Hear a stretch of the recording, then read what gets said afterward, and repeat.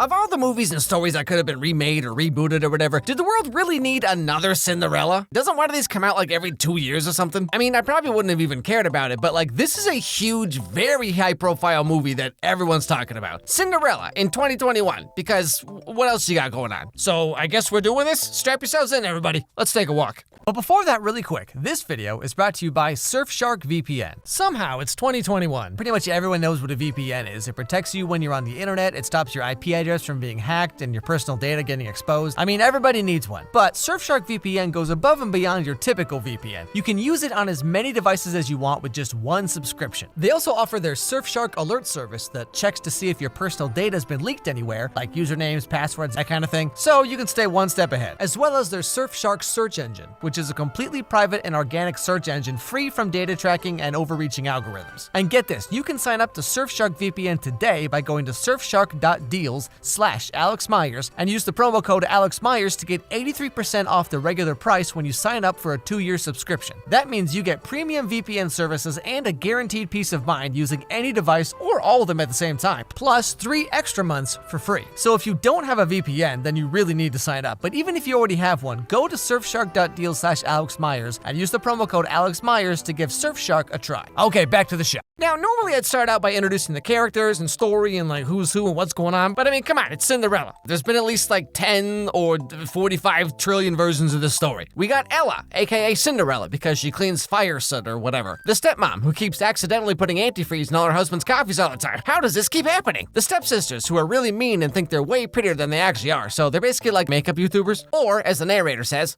she cray. She cray, everybody. That's pretty much all you need to know about what kind of movie this is gonna be. So as we all know, the stepmom is jealous of Cinderella because she's young and pretty and stuff. Although in this movie, she's not really like outright mean to Ella. You could be so pretty if you took even a second to comb that hair of yours. You must make yourself a match for someone. Yes. Vivian! Thomas. And all the girls. Would you like to come in? No. Yeah, I just wanted to check in on you and make sure that your blossoming daughters are Makes my skin crawl. Mine too. I'm into it. Okay, that one got me, not gonna lie. I feel like originally the stepmom just wanted Cinderella to like never be seen by anyone, but this time around she just kind of seems like a strict but relatively normal stepmom. You know, she's like, you ever thought about cleaning yourself up and getting a boyfriend? Shut up, you're not my real mom. This is my house too, you know. Now in this movie, Cinderella's thing is that she likes making dresses and wants to open her own dress shop one day. Because, you know, like every story that's ever been told about the misunderstood quirky girls who are always too big for this small town, Cinderella wants more out of life than just dreaming about the world and dancing on her bed in her shoes? Are you kidding me right now? This is like the 1700s. Who knows what you've been stepping in? Also, what is it about this brightly lit basement room that's supposed to be so horrible? I mean, look at this place. This girl lives in like an anthropology store. But anyway, we also get to meet the other main character of the movie, Robert, aka Prince Chad. You turned down the daughter of Lord Reginald. I guess she wasn't the one. She was! I would have had control of all the territories right up to the domain of the sea monster. Well, perhaps you should marry the sea monster, Robert. I would have to have grandmother's ring resized.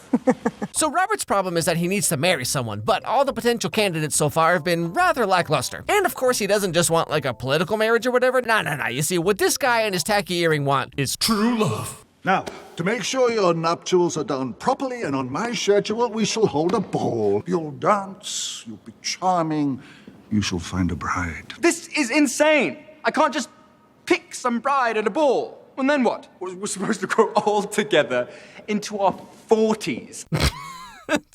Oh man, can you imagine being 40? Although to be fair, when I was a teenager, I remember thinking how old 30 was, and like surely by then I would have my life figured out. And now here I am at 33, just barely keeping it together. So later that day, there's a changing of the guard, whatever that means. And wouldn't you know, Ella's there just being Ella. Get off my dad!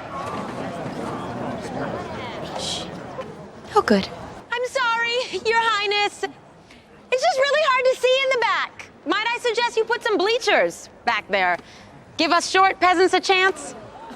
Uh-oh, I saw that look. I know what's going on here. Same thing that happens to every teenager at some point. He's in that phase where he's like really into bad girls, you know, because they're like, hey, you know how there's those things we're not supposed to do? Well, guess what? I do them anyway. Oh, dude, you're so hot. Oh, let's make out for 6 hours. But anyway, so yeah, Prince Rob My Heart just can't get Ella out of his head because she's so cool. So you're just going to wander about until you find her wearing that ridiculous disguise? It works, Wilbur. You know, I can't believe that you're willing to sully the dignity of the royal family for some commoner. Oh, she's beautiful. She's witty, she's fearless. I must know her. Unless, of course, it turns out that she's got a couple bats in the old belfry. I don't know, man. I've read some articles about what she was like back in Fifth Harmony. Like, yeah, sure, she's really pretty and all that, but like, this is definitely one of those girls who gets mad at you because of like what you did in her dream or something. We're fighting now. What did I do this time? In my dream last night, I showed you a picture of my ex-best friend Stacy and asked you if you thought she was pretty, and you said, yeah, I guess? How dare. Anyway, so the prince wanders around for a bit with a smile on his face like he feeds on the blood of children, and wouldn't you know, he sees Cinderella in the town square trying to sell one of the dresses she made. But things aren't really going that well. This is the one-of-a-kind design. I'd stop while you're ahead, Missy. Sounds like you need to lower your price. Sir, please don't pile on, okay? Not today. Oh, no, I'm sorry. It's a beautiful dress. Right? I mean, the brooch alone. Oh, the brooch. That was my mother's. I'll pay triple what you're asking. You. Don't judge a book by its cover, milady. Okay, hold on a second here. This dude just had an argument with his dad about how he doesn't want a girl to marry him because he's powerful or rich or whatever. And then the first thing he does is show off how much money he has? I'm getting some mixed signals here, buddy. Anyway, so then word about the upcoming ball for the prince gets around, and Cinderella has a few thoughts about that. Prince Robert needs a ball to find his bride. I heard he just wants to allow anyone the chance to fall in love with. Rumors must be true. What, pray tell, are rumors? You know, that he serves no real function other than to wreck things. I heard from time to time still gets spanked on the tush-tush. Hey, wow, let's just roll back the judgment for a second here. My friend told me that some people might be into that kind of thing, so, Now, Cinderella isn't all that interested in the ball because she's a no-nonsense businesswoman.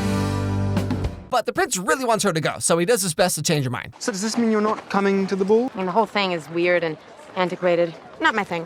Nice to meet you. There will be guests there from all over the world. Open-minded people with cash to spare. No, I know them. I can introduce you if you like. Why would you do that? I mean, you just met me. Yeah, Ella, golly gee whiz. Why would a guy you just met be so willing to go out of his way just to get in your get your phone number? Indeed, such a mystery. Anyway, so over the next little bit of the movie, Cinderella makes a new dress that she can wear to the ball. But when she goes to show her stepmom, things don't really go the way she thought they would. It's over. I'm eating a muffin and going to bed. No. I'm sorry. I should have said something earlier. Cinderella, you don't need to go to the ball. Of course I do. No, it's for girls who are unbetrothed, and as of this morning, you are spoken for. That's impossible. No, Thomas has expressed his intentions to marry you. My future depends on it. I spent weeks making this dress so that I could show women So like when I said that her stepmom isn't really all that mean, never mind, I take it all back. But yeah, so Cinderella can't go to the ball because she has to marry this guy who's like definitely really in the feet, you know what I'm saying? And so then Cinderella gets so upset she sings a song, as you do. And that's when all the magic happens. Allow me to introduce myself. I am your fabulous godmother. But why? To save you by sending you to that ball. Well, I'm not allowed at the ball. And quite frankly, I think you're a figment of my imagination. Okay, let's not ruin this incredibly magical moment with reason. Wait, hold on a second. You're telling me I shouldn't be ruining these movies with logic and reasoning? Well, what else the heck am I supposed to do then? Just enjoy stuff? Okay, you must be new here. Do you want to go to that ball? Well, what I really want is to be freed from this accursed flesh prison. But hey, sure, let's go to the ball. Why not? Anyway, I know I don't have to explain much of what happened to this part. I mean, like, you all know what's up. The fairy godmother, who calls himself Fab G, because of course he does, takes one of Cinderella's dress designs and wham bam blah blah blah makes it real and gives her glass shoes and all that stuff. Wow. They're beautiful. They're glass? Any way you can make them more comfortable. No. But you're magic. Women's shoes are as they are. Even magic has its limit. But then Fab G has to go and turn one of the mice into James Corden, so I don't know, man. Looks like magic can't make women's shoes comfortable or save us from this. Truly be what you can truly be, not you but me. Skippity bop da ba can chop a chicka but So like, I don't know, man. Maybe we should just get rid of magic altogether. So then we flash forward to the fancy ball scene, which has at least like 7 musical numbers back to back, which is basically how the entire movie itself is. Like, I mean, there's a song every 4 minutes, I swear. I mean, like, I was a theater kid back in high school, okay? And even I think this movie's a bit much. Now, one of the attributes of Cinderella's dress's skill tree is that only the prince can recognize her, but no one else can until midnight. So for now, at least, she won't get in trouble with her stepmom for defying her and going to the ball and all that. I don't know what I was thinking. No, please, forgive me. I'm not accustomed to being among nobility, Your Grace. Tonight we are all equals in the eye of the king. You're too kind. My, what lovely shoes. Yes. They're glass. I could walk in them easily after like 4 steps. You know, I never really understood why girls would compliment each other by saying things like, "You look so comfortable today." But then I came to realize that girls are just kind of always in various states of pain, like all the time. But anyway, so thanks to Fab G, everyone's all like, "Wow, who's this girl and what's this dress?" Call me Tatiana.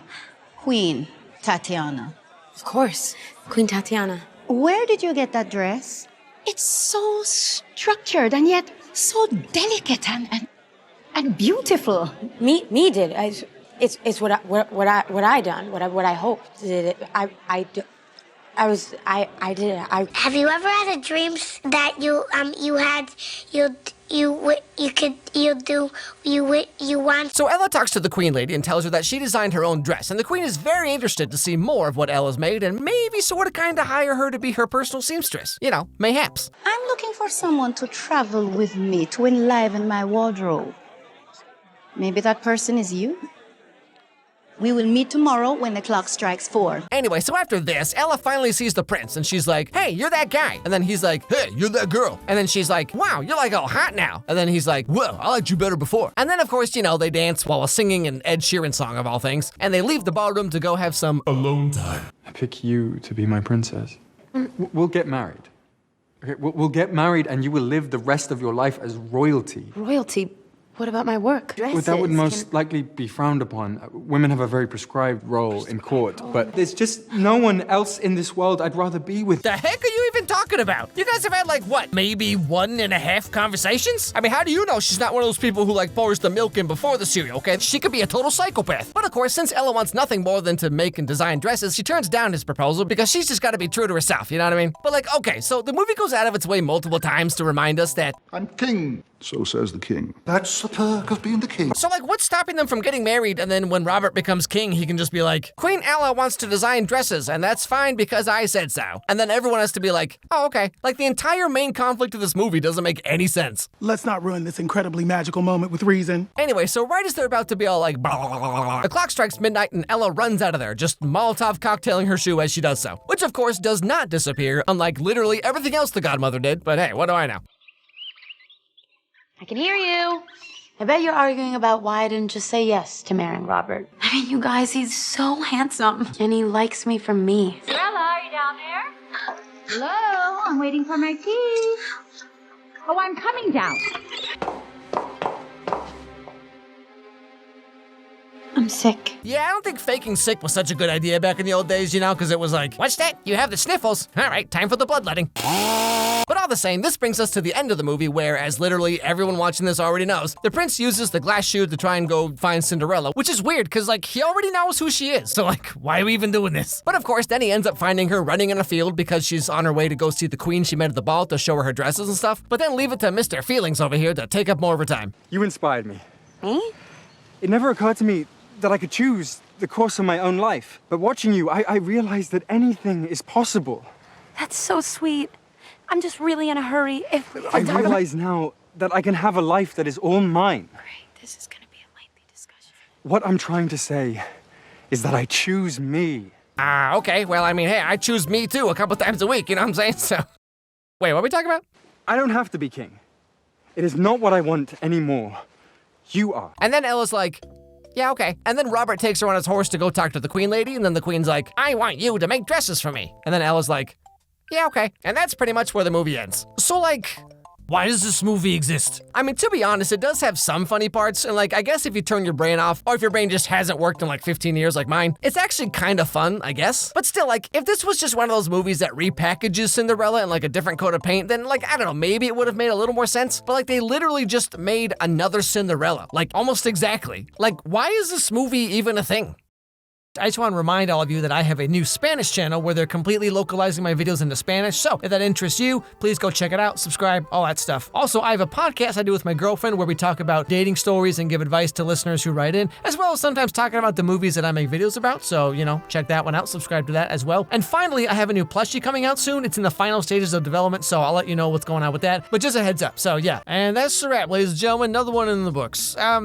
So I did He's All That last week, and then now I did, you know, Cinderella. And and He's All That was like really just kind of like irredeemably bad. Now, this movie, it's very corny in that like Glee kind of way, because like none of the songs are original songs, like they're all just like pre-existing pop songs, you know. Like, I guess they call that like a jukebox musical, a juice box musical, a Capri Sun musical, if you will. And so it kind of just feels like a Glee movie in a way. It's like really corny in that way. The movie does have enough self-awareness about how silly it is that it is kind of enjoyable in its own way. I'm not saying it's like a really fun romp, because it's kind of just kind of bad. I don't know, it has parts that I thought were genuinely funny, and like, I don't know, if you turn your brain off and you just want to like watch something that looks very pretty and has a lot of attractive people in it, and then they're just like singing Ed Sheeran for some reason, like, this is that. They did try and like humanize the stepmom in the way that like, I don't know, it's really common trope nowadays to like take the villain, you know, the villain that you thought was bad, well, turns out she was bullied once when she was 8, and so it's okay. You know, I don't know, it's like a weird trope that's going on now. I mean, I don't think this movie's like a horrible, unwatchable mess, but it's just